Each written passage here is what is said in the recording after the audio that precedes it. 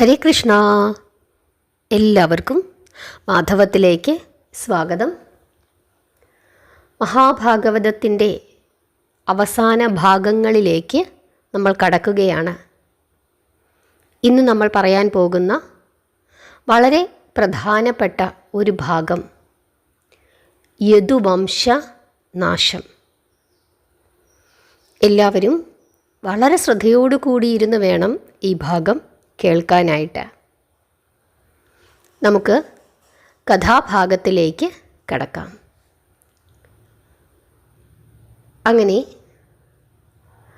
പ്രജകൾക്ക് യാതൊരു അല്ലലും കൂടാതെ എല്ലാവിധ ഐശ്വര്യങ്ങളോടും കൂടി ഭഗവാൻ ശ്രീകൃഷ്ണൻ ദ്വാരകയെ പരിപാലിച്ച് വാഴുന്ന ആ കാലത്ത് യാദവന്മാരെല്ലാവരും സ്വാഭാവികമായും ആരായിത്തീരും?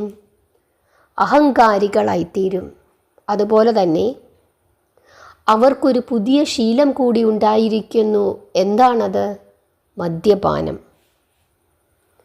അങ്ങനെ കൃഷ്ണൻ്റെ പുത്രന്മാർ പോലും ഇങ്ങനെയുള്ള ജീവിത രീതികൾ പിന്തുടരാനായിട്ട് തുടങ്ങി. അവർ ധർമ്മ മാർഗത്തിൽ നിന്നും വ്യതിചലിച്ച് ജീവിക്കുവാൻ തുടങ്ങി. അക്രമങ്ങളും അധർമ്മങ്ങളും ദ്വാരകയിൽ ഉണ്ടായി തുടങ്ങി. എണ്ണത്തിലാണെങ്കിലും യാദവരുടെ സംഖ്യ ക്രമാതീതമായി വർദ്ധിക്കുകയും ചെയ്തു. തൻ്റെ വംശത്തിന് ഇങ്ങനെയൊരു നാശം സംഭവിക്കുന്നത് കണ്ടിട്ട് സർവേശ്വരൻ ഇങ്ങനെ വിചാരിച്ചു. എന്താണ് അദ്ദേഹം വിചാരിച്ചത്? ഭാരതയുദ്ധം മൂലം ധാരാളം ദുഷ്ടന്മാരെ നിഗ്രഹിച്ചു. ഭൂമിയുടെ ഭാരം ഞാൻ കുറച്ചു. ഇപ്പോൾ എൻ്റെ വംശത്തെ കൊണ്ടാണ് ഭൂമിദേവിക്ക് സഹിക്കാൻ സാധിക്കാതെ വരുന്നത്. അതുകൊണ്ട് എൻ്റെ വംശമാണെങ്കിൽ പോലും ഈ വംശം നശിക്കണം. എൻ്റെ പുത്രന്മാരെന്നോ മിത്രങ്ങളെന്നോ ബന്ധുക്കളെന്നോ ഉള്ള ഭേദം എനിക്കില്ല. ഞാൻ നിഷ്കളങ്കനും നിരുപാധികനുമാണ്. എൻ്റെ കാരണത്തിൽ വന്നു ചേരേണ്ട സമയവും എനിക്കായി കഴിഞ്ഞിരിക്കുന്നു. ഇങ്ങനെയൊക്കെ സർവേശ്വരൻ ചിന്തിക്കുകയാണ്. സാഗരത്തിൽ നിന്നാണ് ദ്വാരക ഉത്ഭവിച്ചത്. ദേവശില്പിയായ വിശ്വകർമാവിൻ്റെ അത്ഭുത ശില്പവൈഭവത്താലാണ് ദേവലോകത്തിന് സമമായ ഈ ദ്വാരക ഉണ്ടായത്. ഈ ദ്വാരകയ്ക്ക് അന്നേ ഞാൻ 8 പന്തീരാണ്ടു കാലത്തെ ആയുസ്സേ വിധിച്ചിട്ടുണ്ടായിരുന്നുള്ളൂ. എൻ്റെ മൂലകാരണമായ വിഷ്ണുവിൽ ഞാൻ ലയിക്കുന്നതിനോടൊപ്പം ഈ ദ്വാരകയും നശിക്കും. അതിന് ബാഹ്യമായി ഒരു കാരണമുണ്ടാകണം. അത് ഒരു ശാപത്തിൻ്റെ രൂപത്തിൽ ആയിരിക്കണം. ഇങ്ങനെയൊക്കെ സർവേശ്വരൻ ചിന്തിക്കുകയാണ്. കാരണം എന്തെങ്കിലും ഒരു സംഭവം ഉണ്ടാകണമെങ്കിൽ അതിൻ്റെ പിന്നിൽ ഒരു കാരണം വേണം. ഇവിടെ യദുവംശത്തിൻ്റെ നാശത്തിന് ആധാരമായത് ഒരു ശാപം ആണ്. അങ്ങനെയൊരു ശാപം ഇവിടെ ആവശ്യമാണ്. ഇങ്ങനെയൊക്കെ സർവേശ്വരൻ ചിന്തിക്കുന്നു. അങ്ങനെ അതിനു വേണ്ടിയിട്ടുള്ള എല്ലാ സംവിധാനങ്ങളും ഭഗവാൻ സജ്ജമാക്കി. ശ്രേയസ് പല തരത്തിലുണ്ട്. എങ്കിലും ഭക്തിയാലുള്ള ശ്രേയസ്സിനോളം ശ്രേഷ്ഠത മറ്റൊന്നിനുമില്ല എന്ന് ചിന്തിച്ചുകൊണ്ട് ഒരു ദിവസം കശ്യപൻ, ഭൃഗു, ഭരദ്വാജൻ, വസിഷ്ഠൻ, വിശ്വാമിത്രൻ, കണ്വൻ എന്നീ മഹർഷിമാർ സർവേശ്വരനെ കാണുന്നതിനു വേണ്ടി ദ്വാരകയിലേക്ക് തിരിച്ചു. ദ്വാരക ദർശിക്കണമെന്നുള്ള മോഹം അവരുടെ മനസ്സിൽ ഒരേ സമയത്താണ് ഉണ്ടായത് എന്നുള്ളതും അത്ഭുതം തന്നെ. ഭൂലോക വൈകുണ്ഠമാണ് ദ്വാരക എന്ന് അവർക്ക് തോന്നി. അതനുസരിച്ചിട്ട് ഭക്തിയോടുകൂടി അവർ പുറപ്പെടുകയും ചെയ്തു. ഓരോരുത്തരായിട്ടാണ് പുറപ്പെട്ടത് എങ്കിലും മാർഗമധ്യേ അവരെല്ലാവരും ഒന്നിച്ചു കൂടുകയാണ് ഉണ്ടായത്. അപ്രതീക്ഷിതമായ ഒരു അത്ഭുത സമാഗമം. താടിക്കാരായ കുറേ സന്യാസിമാർ ദൂരെ നിന്നും വരുന്നത് കണ്ട് അവരെ ശരിക്കൊന്ന് കളിയാക്കണം എന്ന് തീരുമാനിച്ചുകൊണ്ട് കുറച്ചു യാദവന്മാർ കൃഷ്ണൻ്റെ പുത്രനായ സാംബനെ ഒരു പെണ്ണിൻ്റെ വേഷം കെട്ടിച്ച് വയറ്റത്ത് കുറേ തുണിയും വെച്ച് മുഴപ്പിച്ച് കെട്ടി. ഹരേ കൃഷ്ണ. ആരാണ് സാംബൻ? ശ്രീകൃഷ്ണൻ്റെയും ജാംബവതിയുടെയും പുത്രനാണ് സാംബൻ. സാംബൻ വിവാഹം കഴിച്ചിരിക്കുന്നത് ആരെയാണ്? ദുര്യോധനൻ്റെ പുത്രിയെയാണ് വിവാഹം കഴിച്ചിരിക്കുന്നത്. ഈ കഥയൊക്കെ നമ്മൾ പറഞ്ഞതാണ്. അങ്ങനെ ഒരു ഗർഭിണിയുടെ രൂപത്തിലാക്കുകയാണ് ആരെ? സാംബനെ. എന്നിട്ട് ഈ യാദവന്മാരെല്ലാവരും കൂടി, സാംബൻ്റെ കൂട്ടുകാരാണ് അവരെല്ലാവരും കൂടി, ഈ സാംബനെ ഈ മഹർഷിമാരുടെ മുമ്പിൽ കൊണ്ടുവന്ന് നിർത്തിയിട്ട് ഇങ്ങനെ ചോദിച്ചു. എന്താണ് ചോദിച്ചത്? അല്ലയോ മഹർഷിമാരെ, നിങ്ങൾ ത്രികാലജ്ഞാനികളാണല്ലോ. ഇവൾ പ്രസവിക്കുന്നത് ആണോ പെണ്ണോ ഒന്ന് പറയാമോ? ഇങ്ങനെ ചോദിച്ചു ഈ ദുഷ്ടന്മാർ. മഹർഷിമാർക്ക് കാര്യങ്ങൾ മനസ്സിലായി. അവർക്ക് ദേഷ്യം വന്നു. അതിലൊരാൾ വളരെ ദേഷ്യത്തോടു കൂടി ഇങ്ങനെ പറഞ്ഞു, ഇവൾ ഉടൻ തന്നെ ഒരു ഇരുമ്പുലക്കയെ പ്രസവിക്കും. അതുമൂലം നിങ്ങളുടെ യദുവംശവും നശിക്കും. ഇങ്ങനെയായിരുന്നു ശപിച്ചത്. സാംബനും കൂട്ടുകാരും അതുകേട്ട് പരിഹാസത്തോടുകൂടി കൂക്കി വിളിച്ച് അട്ടഹസിച്ചു. മഹർഷിമാർ കൃഷ്ണനെ ചെന്നുകണ്ട് കാര്യങ്ങളെല്ലാം പറയുന്നതിൻ്റെ ഇടയ്ക്ക് ഈ കാര്യവും സർവേശ്വരനെ ധരിപ്പിച്ചു. നല്ലതു തന്നെ, എൻ്റെ ആഗ്രഹവും അതുതന്നെയായിരുന്നു. അങ്ങനെ തന്നെ നടക്കട്ടെ.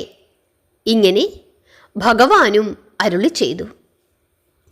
സാംബനും കൂട്ടുകാരും കൂടി താടിക്കാരെ കളിപ്പിച്ച കഥകളും പറഞ്ഞ് അട്ടഹസിച്ച് രസിച്ച് നടക്കുന്നതിനിടയിൽ പെട്ടെന്ന് തന്നെ അതികലശമായ ഒരു വയറുവേദന സാംബന് അനുഭവപ്പെടുകയും ഒരു പൊട്ടിക്കരച്ചിലോടുകൂടി അവൻ ഒരു ഇരുമ്പുലക്കയെ പ്രസവിക്കുകയും ചെയ്തു.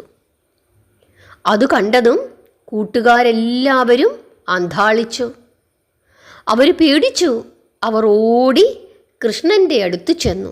എന്നിട്ട് കാര്യങ്ങളെല്ലാം പറഞ്ഞു. അദ്ദേഹം പറഞ്ഞു, എന്നോട് പറഞ്ഞിട്ട് യാതൊരു കാര്യവുമില്ല.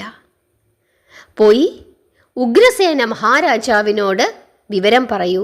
അദ്ദേഹം എന്തെങ്കിലും ഒരു മാർഗം കണ്ടെത്തിത്തരും. ഇങ്ങനെ പറഞ്ഞ് കൃഷ്ണൻ കൈയൊഴിഞ്ഞു. കേട്ടവർ വന്ന് ആൾക്കൂട്ടം വലുതായി. മുനിശാപത്തെ ചിന്തിച്ച് അവർക്ക് ഭയവും ഉണ്ടായി. എല്ലാവരും കൂടി ഉഗ്രസേന മഹാരാജാവിനെ ചെന്നുകണ്ട് എല്ലാ കാര്യങ്ങളും ധരിപ്പിച്ചു. ആ ഇരുമ്പുലക്ക ഉടൻ തന്നെ രാഗി പൊടിയാക്കി കടലിൽ കലക്കിക്കളയുവാൻ രാജാവ് കൽപ്പിച്ചു. സമുദ്രത്തിൽ കലങ്ങി ലയിച്ചുപോയാൽ ശാപം ഫലിക്കുകയില്ല എന്നായിരുന്നു ആ ശുദ്ധാത്മാവിൻ്റെ വിശ്വാസം. ഉഗ്രസേന മഹാരാജാവ് പറഞ്ഞതനുസരിച്ചിട്ട് അവർ ആ ഇരുമ്പുലക്ക രാഗി പൊടിച്ച് കടലിൽ കലക്കുകയും ചെയ്തു. അങ്ങനെ രാഗി വന്നപ്പോൾ അവശേഷിച്ച ഒരു ചെറിയ ഭാഗമുണ്ട്. അത് അവർ കടലിലേക്ക് വലിച്ചെറിയുകയും ചെയ്തു. അങ്ങനെ ആ അവസാനത്തെ കഷ്ണം, ആ ഇരുമ്പു കഷ്ണം, അത് എന്തോ ഭക്ഷണമാണ് എന്നു കരുതി അപ്പോൾ തന്നെ ഒരു മത്സ്യം കൊത്തി വിഴുങ്ങുകയും ചെയ്തു. ആ മത്സ്യത്തെ ഒരു മുക്കുവന് തൻ്റെ വലയിൽ കിട്ടി. ആ മുക്കുവൻ അതിനെ വിൽക്കുവാൻ കൊണ്ടു നടന്നപ്പോൾ ഒരു വേടൻ ആ മീനിനെ മേടിച്ചു. ആ വേടൻ്റെ പേര് എന്തായിരുന്നു? ജര എന്നായിരുന്നു ആ വേടൻ്റെ പേര്. അവൻ അതിനെ പാകം ചെയ്യാനായി കീറിയപ്പോൾ വയറ്റിനകത്ത് ഒരു ഇരുമ്പ് കഷ്ണം ഇരിക്കുന്നത് കാണുകയും അവൻ അതെടുത്തുകൊണ്ടുപോയി തൻ്റെ അമ്പിൻ്റെ അഗ്രഭാഗമാക്കി മാറ്റുകയും ചെയ്തു. കാരണം അതിങ്ങനെ രാഗി വന്നപ്പോൾ ഒരു മൂർത്ത ഒരു ഭാഗമായിട്ടാണ് അവശേഷിച്ചത്. ഇത് കൊള്ളാം, മൃഗങ്ങളെയൊക്കെ വധിക്കുന്നതിനായി ഇത് കൊള്ളാം, നല്ല മൂർച്ചയുള്ള ഒരു ഭാഗമാണ് എന്ന് കരുതിയിട്ടാണ് അത് അമ്പിൻ്റെ അഗ്രഭാഗം ആക്കിയത്. സമുദ്രത്തിൽ പതിച്ച ഈ ഇരുമ്പുലക്കയുടെ പൊടികൾ അവർ വിചാരിച്ചതുപോലെ കടൽ വെള്ളത്തിൽ ലയിച്ചില്ല. ആ പൊടികൾ തിരമാലകളാൽ കരയ്ക്ക് അടിഞ്ഞ് മൂർച്ചയുള്ള ഏരക പുല്ലുകളായി ആ കടൽ തീരം മുഴുവനും പടർന്നു പിടിച്ച് തഴച്ച് വളർന്നു. ആ ഇടയ്ക്ക് ഒരു ദിവസം ലോകസഞ്ചാരത്തിനിടയിൽ നാരദ മഹർഷി വിശ്വംഭരനെ കാണുന്നതിനായി ദ്വാരകയിലേക്ക് എത്തിച്ചേർന്നു. അപ്പോൾ ഭഗവാന്റെ സ്വർഗാരോഹണത്തിനുള്ള ആരംഭം ആണ് എന്നറിഞ്ഞ് അദ്ദേഹത്തെ കാണാതെ നാരദര് വസുദേവരെ ചെന്നു കണ്ട് അദ്ദേഹത്തിന് അതിദിവ്യങ്ങളായ പല ഉപദേശങ്ങളും നൽകി. അതിനുശേഷം വസുദേവരും ദേവകിയും കശ്യപൻ്റെയും അതിഥിയുടെയും പുനർജന്മങ്ങൾ ആണെന്നും കൃഷ്ണൻ സാക്ഷാൽ മഹാവിഷ്ണു ആണെന്നുമുള്ള പരമാർത്ഥം നാരദർ വസുദേവരെ അറിയിച്ചു.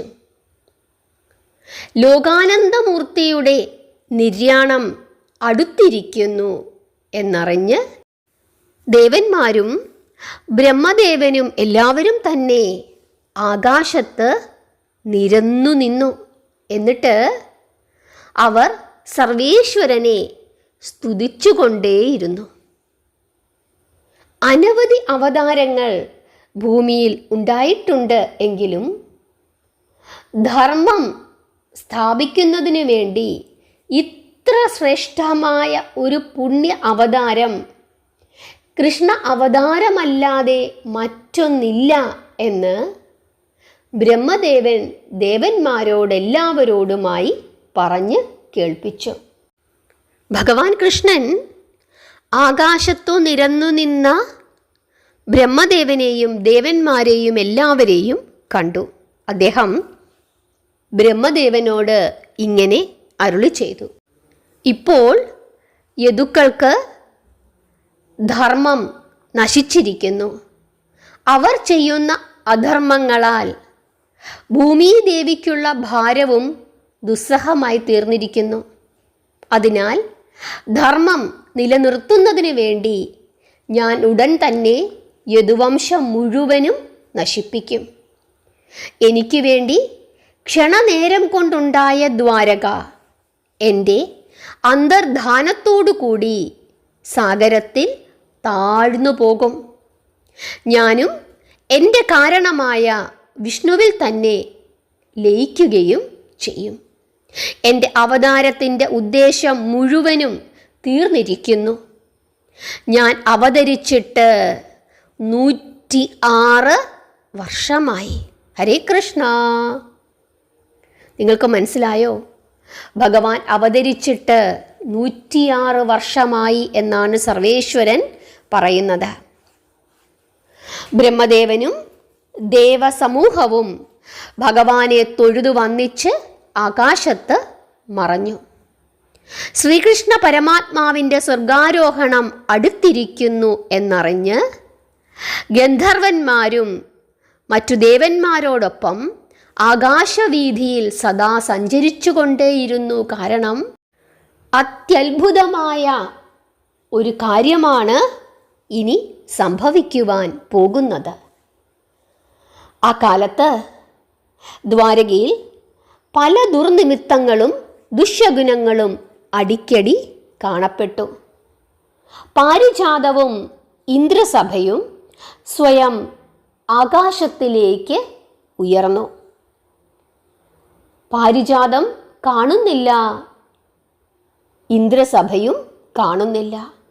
അവ രണ്ടും തിരിച്ച് സ്വർഗത്തിലേക്ക് പോയി കഴിഞ്ഞിരിക്കുന്നു. പാഞ്ചജന്യം മുഴക്കുമ്പോൾ പോലും ചില അപസ്വരങ്ങൾ കേൾക്കാൻ തുടങ്ങിയിരിക്കുന്നു. പൂജാദ്രവ്യങ്ങളിൽ കൃമി വരാൻ തുടങ്ങിയിരിക്കുന്നു. ആകാശത്തിൽ സദാ കൊള്ളിമീൻ കാണപ്പെടുന്നു. ഇങ്ങനെ ധാരാളം ദുർനിമിത്തങ്ങൾ കാണാൻ തുടങ്ങി. അപ്പോൾ കൃഷ്ണൻ എല്ലാവരെയും വിളിച്ചു വരുത്തി. ആരെയൊക്കെയാണ് വിളിച്ചു വരുത്തിയത്? ഉദ്ധവർ, അതുപോലെ തന്നെ മറ്റു മന്ത്രിമാർ, യാദവ പ്രമാണിമാർ, ബലരാമനെയും ഉഗ്രസേനനെയും ഒക്കെ വിളിച്ചു വരുത്തി. എന്നിട്ട് കൃഷ്ണൻ അവരോട് ഇങ്ങനെ അരുളി ചെയ്തു: നാശസൂചകങ്ങളായ ദുർനിമിത്തങ്ങളാണ് നാം ഇപ്പോൾ ഇവിടെ കാണുന്നത്. മുനിശാപത്തിൻ്റെ ഫലമായിട്ടാണോ ഇങ്ങനെ കാണപ്പെടുന്നത് എന്ന് സംശയിക്കേണ്ടിയിരിക്കുന്നു. ഇങ്ങനെ പറയുകയാണ് സർവേശ്വരൻ. ഭഗവാൻ പറഞ്ഞത് എല്ലാവരും കേട്ടു. പക്ഷേ ആരും അതേക്കുറിച്ച് ഒരു അഭിപ്രായവും പറഞ്ഞില്ല. യദുവംശത്തിൻ്റെയും ദ്വാരകയുടെയും നാശത്തിനുള്ള സമയം അടുത്തിരിക്കുന്നു. ദ്വാരക നശിക്കുമ്പോൾ അവസാനമായി അവശേഷിക്കുന്ന കുഞ്ഞുങ്ങളെയും സ്ത്രീകളെയും രക്ഷിക്കുവാൻ കെൽപ്പുള്ളവൻ അർജുനൻ മാത്രമേ ഉള്ളൂ. ഇങ്ങനെ ചിന്തിക്കുകയാണ് സർവേശ്വരൻ. അതുകൊണ്ട് തൻ്റെ സാരഥിയായ ദാരുകനെ അദ്ദേഹം വിളിപ്പിച്ചു. നീ ഈ ക്ഷണം തന്നെ ഹസ്തിനപുരിയിൽ പോയി ധനഞ്ജയനെ കൂട്ടിക്കൊണ്ടുവരണം. ഞാൻ കാണാൻ ആഗ്രഹിക്കുന്നു എന്ന് പറയുക. ഇത് കേട്ടതും പെട്ടെന്ന് തന്നെ ദാരുകൻ രഥത്തിൽ കയറി ഹസ്തിനപുരിയിലേക്ക് പുറപ്പെട്ടു. പാർത്ഥൻ വരുന്നതിനു മുമ്പ് തന്നെ തൻ്റെ ജീവിതം അവസാനിപ്പിക്കണം എന്ന് കൃഷ്ണൻ തീരുമാനിച്ചു. അങ്ങയുടെ അവതാരത്തിൻ്റെ ഉദ്ദേശം അവസാനിച്ചിരിക്കുന്നു. ഇനി വേഗം എന്നിൽ വന്ന് വിലയം പ്രാപിച്ചു കൊള്ളുക എന്ന് വിഷ്ണു ഭഗവാൻ അരുളി ചെയ്തത് കൃഷ്ണൻ ഓർമ്മിച്ചു.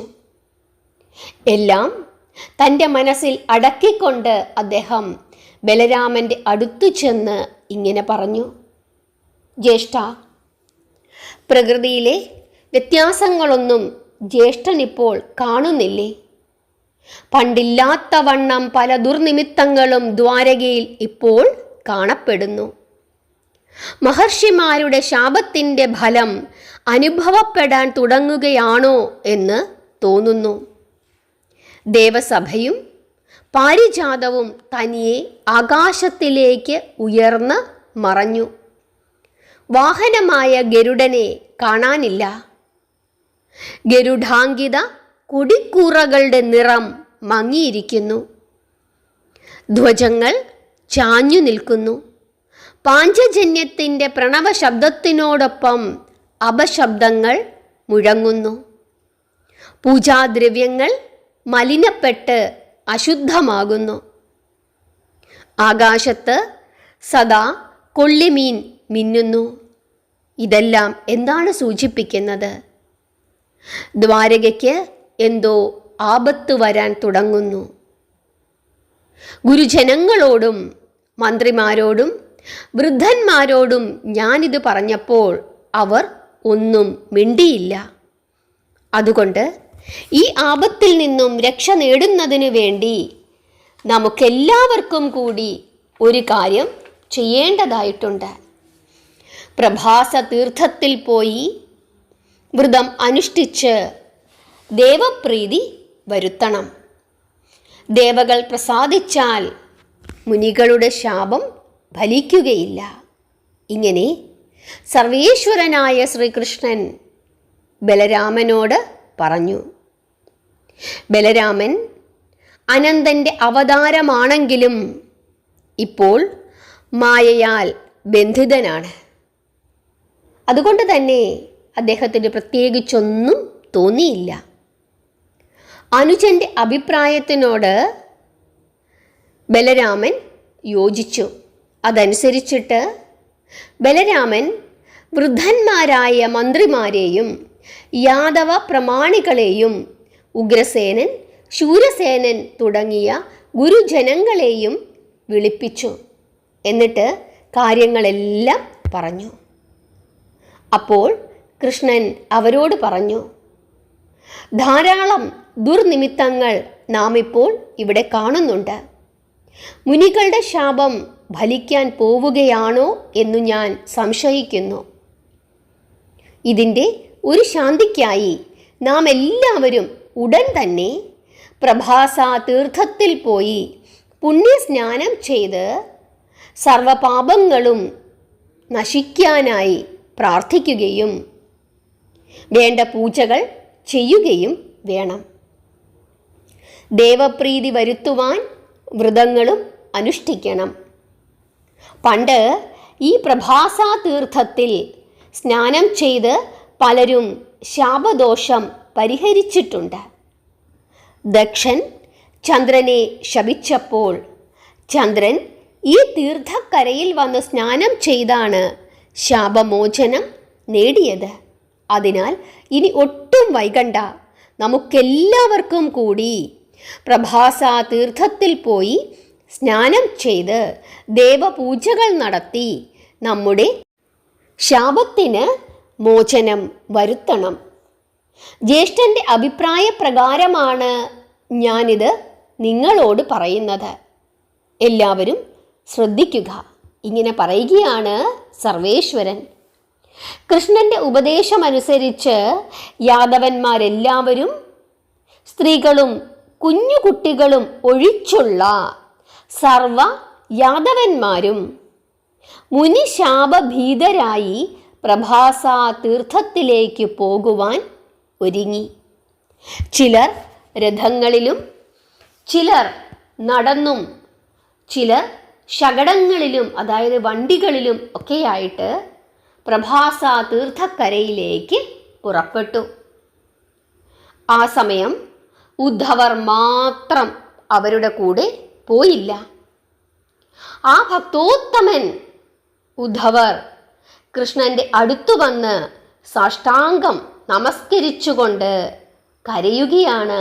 എന്നിട്ട് കരഞ്ഞുകൊണ്ട് ഇങ്ങനെ ചോദിച്ചു, ഭഗവാനെ കൃഷ്ണ, അവിടുന്ന് എന്തൊക്കെയോ നിശ്ചയിച്ചു കഴിഞ്ഞിരിക്കുന്നു. അങ്ങനെ അടിയന് തോന്നുകയാണ്, മായാവിലാസങ്ങൾ അവസാനിപ്പിച്ച് അവിടുന്ന് ജീവിത യവനികയിൽ മറയാൻ തുടങ്ങുകയാണോ? ഇങ്ങനെ ഉദ്ധവർ കൃഷ്ണനോട് കരഞ്ഞുകൊണ്ട് ചോദിക്കുകയാണ്. അപ്പോൾ കൃഷ്ണൻ അരുളി ചെയ്തു, ഉദ്ധവരെ, ഈ ജീവിതം എന്താണ്? ആലോചിച്ചിട്ടുണ്ടോ? ഒരു സ്വപ്നം മാത്രമാണ്. സ്വപ്നം യാഥാർത്ഥ്യമാകുമെങ്കിൽ ജീവിതവും യാഥാർത്ഥ്യമാകും. അയഥാർത്ഥമായ ജീവിതം എങ്ങനെ അവസാനിപ്പിക്കുവാനാണ്? ഞാൻ യാഥാർത്ഥ്യമാണ്. എന്നെ ആവരണം ചെയ്തു കാണുന്ന ജീവിതം ഇത് മായയാണ്. ഇത് യാഥാർത്ഥ്യമല്ല. അതുപോലെ ഞാനും അങ്ങയും രണ്ടാണ് എന്ന് തോന്നുന്നു എങ്കിലും നമ്മൾ ഒന്നു തന്നെയാണ്. മായയുടെ സഹായത്താൽ, മായയുടെ ശക്തിയാൽ രണ്ടായി നമുക്ക് തോന്നുന്നു എന്നേ ഉള്ളൂ. അതുപോലെ തന്നെയാണ് ഈ പ്രപഞ്ചവും. മായ കൊണ്ടുള്ള വെറും തോന്നൽ മാത്രമാണ്. ഭക്തിയാൽ ആ മായയെ അകറ്റുവാൻ കഴിയും. ഭക്തിയാണ് എന്നെ പ്രാപിക്കുവാനുള്ള ഏറ്റവും എളുപ്പമായ മാർഗം. ഭക്തനും ഭഗവാനും ഒന്നു തന്നെ. അതുകൊണ്ട് അങ്ങ് ഭക്തിയോടുകൂടി ജീവിക്കൂ എന്ന് കൃഷ്ണൻ ഉദ്ധവരെ ഉപദേശിക്കുകയാണ്. അങ്ങനെ ഭഗവാൻ ഉപദേശിച്ചപ്പോൾ ഉദ്ധവർ പ്രാർത്ഥിച്ചു. എന്താണ് പ്രാർത്ഥിച്ചത്? ചിന്മയ കൃഷ്ണ, അവിടുന്ന് എവിടെ പോകുന്നുവോ അവിടേക്ക് ഈ ദാസനെയും കൂടി കൊണ്ടുപോകണമേ. അങ്ങില്ലാത്ത ഈ ലോകം എനിക്ക് വേണ്ട. ഇങ്ങനെ ഉദ്ധവർ പറഞ്ഞ് വീണ്ടും കരയുന്നു. അപ്പോൾ സർവേശ്വരൻ ശ്രീഹരി ഇങ്ങനെ അരുളി ചെയ്തു: ഉദ്ധവരെ, അങ്ങ് സങ്കടപ്പെടാതിരിക്കൂ. എന്നിൽ വന്ന് വിലയം പ്രാപിക്കുവാനുള്ള അവസരം, സമയം അങ്ങേക്ക് ആയിട്ടില്ല. ഈ യാദവ വംശവും ദ്വാരകയും ഉടൻ തന്നെ നശിക്കും. നാശത്തിൻ്റെ മധ്യത്തിലേക്കാണ് അവർ പുറപ്പെട്ടിരിക്കുന്നത്.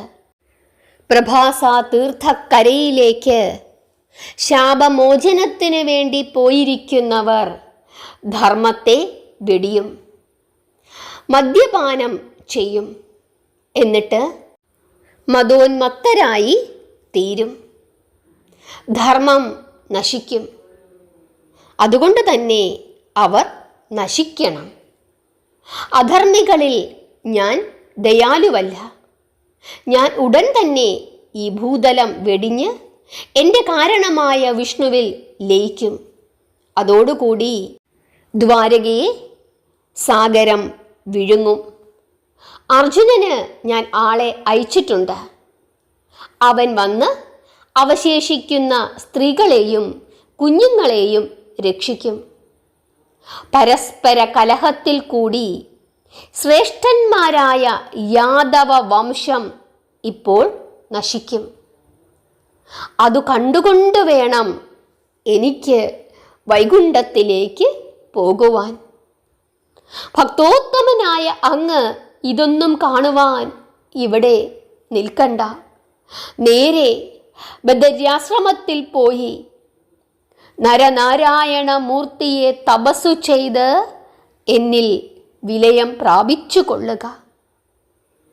എൻ്റെ ഭക്തകളായ ഗോപസ്ത്രീകളും യശോദയും നന്ദഗോപരും ഇപ്പോൾ തന്നെ ഭൂതല വാസം വെടിഞ്ഞ് സായൂജ്യപദം നേടിക്കഴിഞ്ഞു. വൃന്ദാവനവാസികളായ ഗോപന്മാരും ഉടൻ തന്നെ ആനന്ദ സ്വർഗം പ്രാപിക്കും. ഇങ്ങനെ സർവേശ്വരൻ ഉദ്ധവരോട് പറയുകയാണ്. അതിനുശേഷം ഭഗവാൻ ഉദ്ധവരുടെ മനസ്സിലെ മായ അകറ്റുന്നതിനു വേണ്ടി ധാരാളം ഉപദേശങ്ങളും നൽകി. ആ ഭക്തോത്തമനെ സർവേശ്വരൻ അനുഗ്രഹിച്ചു. അദ്ദേഹം കൃഷ്ണനെ പ്രദക്ഷിണം വെച്ച് നമസ്കരിച്ച് ഭാര്യയെയും കുഞ്ഞുങ്ങളെയും ബന്ധുക്കളെയും ഒക്കെ വെടിഞ്ഞ് സന്യാസം സ്വീകരിച്ച് കാഷായം ധരിച്ച് ദണ്ഡും കമണ്ഡലവും ഏന്തി അദ്ദേഹം ശ്രീകൃഷ്ണ ഭഗവാനെ മനസ്സിൽ ധ്യാനിച്ചുകൊണ്ട് പെട്ടെന്നു തന്നെ ബദര്യാശ്രമത്തിലേക്ക് കൃഷ്ണന്റെ നിർദ്ദേശപ്രകാരം പുറപ്പെട്ടു. യാത്ര തിരിക്കുന്നതിനു മുമ്പ് ഭഗവാൻ പ്രത്യേകം ഒന്നുകൂടി ഉദ്ധവരെ ഉപദേശിച്ചു. എന്താണ് ഉപദേശിച്ചത്? അതാണ് മഹാഭാഗവതത്തിലെ പ്രസിദ്ധമായ ഉദ്ധവ ഉപദേശം. ഉദ്ധവരെ, കൃതയുഗത്തിൽ തപസ്സുകൊണ്ടും ത്രേതായുഗത്തിൽ യാഗങ്ങൾ കൊണ്ടും ദ്വാപരയുഗത്തിൽ അർച്ചനകൾ കൊണ്ടും കലിയുഗത്തിൽ തപസ്സോ യാഗമോ അർച്ചനയോ ഒന്നും വേണ്ട, വെറും ഭഗവാന്റെ കീർത്തനം കൊണ്ട് ഭക്തന് സായുജ്യം നേടാൻ സാധിക്കും എന്ന് അങ്ങ് ധരിച്ചു കൊള്ളുക. ഈ തത്വം നാരദമുനി വസുദേവർക്കും ഉപദേശിച്ചു കൊടുത്തിരുന്നു. ഹരേ കൃഷ്ണ. നമ്മളെപ്പോഴും പറയുന്ന ഒരു കാര്യമാണ്. കാരണം ഞാനിത് പറയുന്നത് ഭാഗവതത്തിൽ പറഞ്ഞിരുന്നത് കൊണ്ടാണ്. നാമം ജപിക്കുക. നമ്മുടെ ഓരോ വീഡിയോയുടെയും അവസാനം ഞാൻ നിങ്ങളോട് പറയുന്നത് നാമം ജപിക്കുക. കാരണം സർവേശ്വരനാണ് നിങ്ങളോട് പറയുന്നത് നാമം ജപിക്കുക. കാരണം കലിയുഗത്തിൽ അർച്ചനയോ തപസ്സോ യാഗമോ ഒന്നും വേണ്ട, വെറും ഭഗവാന്റെ കീർത്തനം മാത്രം മതി ഭക്തന് സായുജ്യം നേടുവാൻ. അതുകൊണ്ടാണ് നാമം ജപിക്കുവാൻ നിരന്തരം പറഞ്ഞുകൊണ്ടേയിരിക്കുന്നത്. ഹരേ കൃഷ്ണ. അങ്ങനെ നമ്മുടെ യാദവന്മാരും ബലരാമനും എല്ലാവരും ഇപ്പം എവിടെയാണ്? പ്രഭാസ തീർത്ഥത്തിലേക്ക് പോവുകയാണ്. അങ്ങനെ പോകുന്ന അവരുടെ കയ്യിൽ എന്തുണ്ടായിരുന്നു? മദ്യമുണ്ടായിരുന്നു. ഏതു സമയവും മദ്യലഹരിയിൽ മുഴുകിയായിരുന്നു അവരുടെ നടപ്പ്. ശാപമോചനത്തിനു വേണ്ടി പോവുകയാണ്, അപ്പോഴും മദ്യം കരുതിയിരിക്കുന്നു. എന്തു ചെയ്യാൻ സാധിക്കും? അവർ ഓരോരുത്തരും മദ്യം കൈവശം കരുതിയിരുന്നു. ആ കൂട്ടത്തിൽ കൃഷ്ണന്റെ പുത്രന്മാരും പൗത്രന്മാരും എല്ലാവരും ഉൾപ്പെടുകയും ചെയ്തിരുന്നു. ഭഗവാനിൽ കൂടി യാദവർക്ക് പ്രതാപവും പ്രശസ്തിയും സമ്പത്തും സൗഭാഗ്യവും സിദ്ധിച്ചപ്പോൾ അവർ അഹങ്കാരികളായി തീർന്നു. അഹങ്കാരം വർദ്ധിച്ചപ്പോൾ ആനന്ദത്തിനു വേണ്ടി വർജ്യങ്ങളായ മദ്യം അവർ സ്വീകരിച്ചു. കൃഷ്ണനെ പോലും അവർക്ക് ഭയം ഇല്ല എന്ന മട്ടായി. അതാണ് അവർ ആകെ നശിക്കണമെന്ന് സർവേശ്വരൻ തീരുമാനിച്ചത്. ബലഭദ്രൻ, പ്രദ്യുപ്നൻ, സാംബൻ, സാത്യകി, സാരണൻ, സുഭദ്രൻ, ശതജിത്ത്, സഹജിതൻ, സംഗ്രാമജിത്ത്, കൃതവർമാവ്, അനിരുദ്ധൻ, അക്രൂരൻ, ഉഗ്രസേനൻ, ശൂരസേനൻ, സുരഥൻ തുടങ്ങിയ പ്രസിദ്ധന്മാരായ യദുകുല നേതാക്കന്മാരും മൈരേകം എന്ന മദിരയുടെ മതമെഴുന്ന ലഹരിയിൽ മുഴുകിയാണ് പോയത്. അതായത് മദ്യപിച്ചിരുന്നു എന്ന് അർത്ഥം. ഇവരെല്ലാവരും മദ്യപിച്ചിരുന്നു.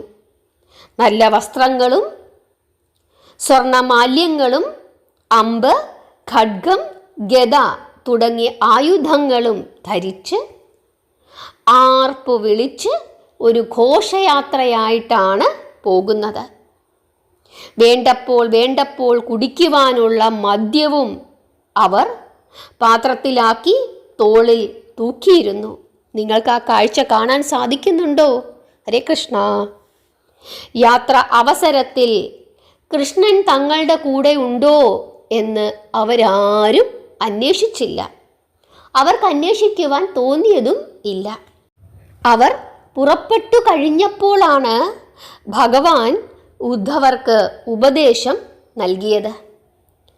പ്രഭാസ തീർത്ഥക്കരയിൽ എത്തിയ ഉടൻ തന്നെ അവർ കുറച്ച് കൂടുതൽ മദ്യമൊക്കെ കുടിച്ച് അവിടെ കുറേ പേർ കിടന്ന് മയങ്ങി. അതിൻ്റെ ഇടയ്ക്ക് പരസ്പരം തർക്കങ്ങളും വഴക്കുകളും ഉണ്ടായി.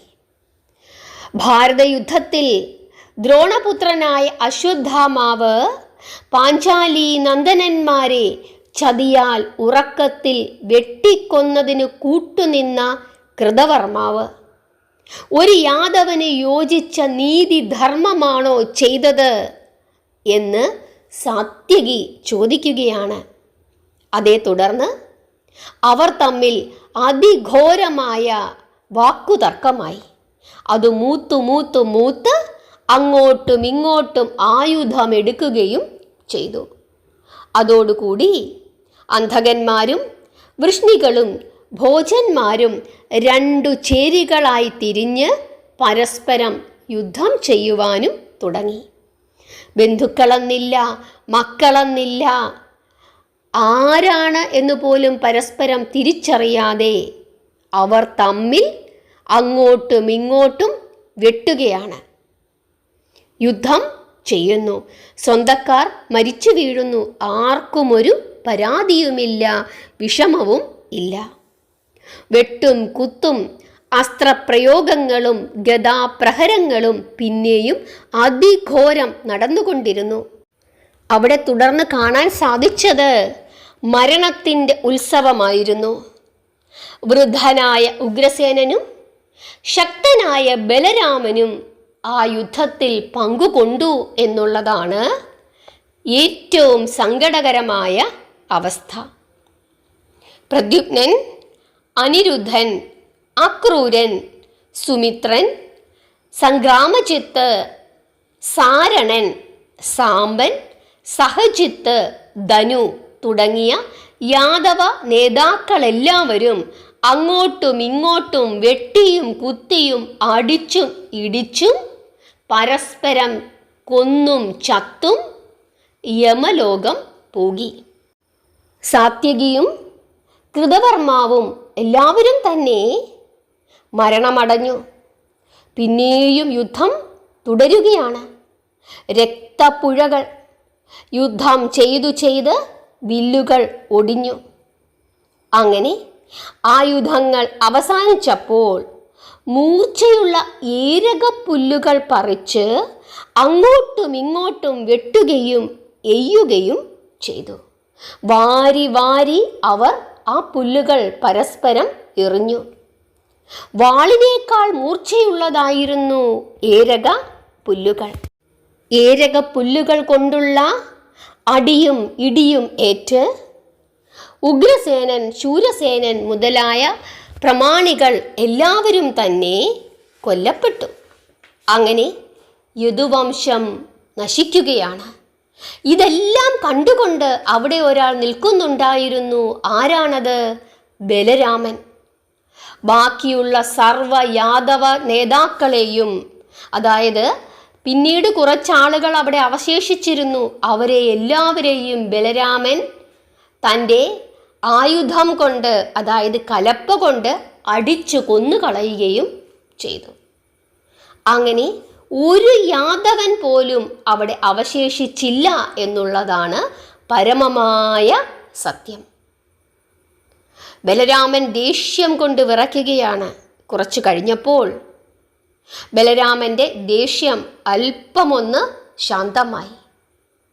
ബലരാമൻ ചുറ്റും നോക്കി. ആകെ ഒരു ഭീകരമായ അന്തരീക്ഷം. ധാരാളം ശവശരീരങ്ങൾ അവിടെ ചിന്നിച്ചിതറിക്കിടക്കുന്നു.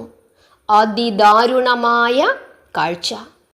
യദുവംശം മുഴുവനും നശിച്ചിരിക്കുന്നു. അവർ നശിപ്പിച്ചിരിക്കുന്നു. കൃഷ്ണനെയും കാണുന്നില്ല. ഇനി ഞാൻ എന്തിനു ജീവിക്കണം? എന്തു പ്രയോജനം? ഇങ്ങനെ ബലരാമൻ ചിന്തിക്കുന്നു. എൻ്റെ അവതാരത്തിൻ്റെ ഉദ്ദേശവും അവസാനിച്ചിരിക്കുന്നു എന്ന് ബലരാമൻ മനസ്സിലാക്കി. അങ്ങനെ ചിന്തിച്ച് ബലരാമൻ സമുദ്രക്കരയിൽ ചെന്ന് പത്മാസനം പൂണ്ട് ധ്യാനനിരതനായി ഇരുന്നു. യോഗാഗ്നിയിൽ തൻ്റെ ജഡം ദഹിപ്പിച്ച് അദ്ദേഹം വൈകുണ്ഠലോകം പൂകി. ആത്മാവിനെ ആദിശേഷനിൽ ലയിപ്പിച്ചു.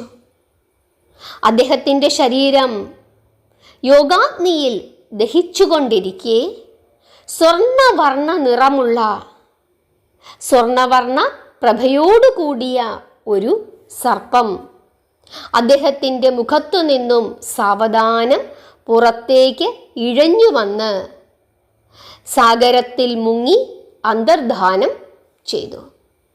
അതോടുകൂടി തിരമാലകൾ അടിച്ചു കയറി അദ്ദേഹം സമാധിയിരിക്കുന്ന സ്ഥലം സാഗരത്തിൽ മുങ്ങിപ്പോയി. ജ്യേഷ്ഠന്റെ നിര്യാണവും യദുവംശനാശവും ഭഗവാൻ അകലത്തിൽ നിന്നുകൊണ്ട് വീക്ഷിച്ചു. കൃഷ്ണൻ തൻ്റെ കണ്ണുകൾ കൊണ്ട് തൻ്റെ വംശം നശിക്കുന്നത് കണ്ടു. ഹരേ കൃഷ്ണ. ഒരു പക്ഷേ ആ സമയം ഭഗവാൻ ഗാന്ധാരിയെ ഓർത്തു കാണും. അങ്ങനെ യദുവംശം നശിച്ചു. ബലരാമൻ ആദിശേഷനിൽ ലയിച്ചു. ഇതാണ് മഹാഭാഗവതത്തിലെ യദുവംശ നാശം. ഹരേ കൃഷ്ണ. ഉദ്ധവർക്ക് ധാരാളം കാര്യങ്ങൾ ഭഗവാൻ ഉപദേശിച്ചു കൊടുക്കുന്നുണ്ട്. അത് വളരെ വലിയ ഒരു ഭാഗമാണ്. ഞാനത് ഒറ്റ ഇരിപ്പിൽ പറഞ്ഞു കഴിഞ്ഞാൽ നിങ്ങൾക്കത് പെട്ടെന്ന് മനസ്സിലാവുകയില്ല. അത് മറ്റൊരവസരത്തിൽ വളരെ വിശദമായി 3-4 ദിവസങ്ങളെടുത്ത് നമുക്ക് പറയാം. പ്രധാനമായും നമ്മൾ അറിയേണ്ടുന്ന കാര്യമാണ് അതിൽ പറഞ്ഞിരിക്കുന്ന പ്രാർത്ഥന. കലിയുഗത്തിൽ എങ്ങനെ പ്രാർത്ഥിക്കണം എന്നുള്ള കാര്യം അത് നിങ്ങൾക്ക് മനസ്സിലായി എന്ന് വിശ്വസിക്കുന്നു. ഇനി അടുത്ത ഭാഗം ഭഗവാന്റെ സ്വർഗാരോഹണമാണ്. നിങ്ങളെല്ലാവരും ആ ഭാഗം കേൾക്കണം. ഇന്നത്തെ ഈ യദുവംശനാശം അത് നിങ്ങൾ മനസ്സിലാക്കണം. എങ്ങനെയാണ് ഐശ്വര്യം വരുമ്പോൾ മനുഷ്യൻ അഹങ്കരിക്കുന്നത്, മദ്യം എങ്ങനെയാണ് ഒരു കുലം തന്നെ നശിപ്പിച്ചത് എന്നുള്ള കാര്യങ്ങളൊക്കെ നിങ്ങൾ മനസ്സിലാക്കണം. പാപങ്ങളായ ഇത്തരത്തിലുള്ള കാര്യങ്ങൾ ഉപേക്ഷിക്കുവാൻ ശ്രമിക്കുക. അടുത്ത തലമുറയെങ്കിലും പറഞ്ഞ് പഠിപ്പിക്കുക. കാരണം ഒരു വലിയ വംശം തന്നെ നശിപ്പിച്ചത് അഹങ്കാരവും മദ്യവുമാണ്. സർവേശ്വരൻ്റെ ഈ ഉപദേശം മനസ്സിൽ വെച്ചുകൊണ്ട് മുമ്പോട്ട് പോവുക. നാമം ജപിച്ചുകൊണ്ടേയിരിക്കുക. എല്ലാവരെയും ഭഗവാൻ അനുഗ്രഹിക്കട്ടെ. ഹരേ കൃഷ്ണ.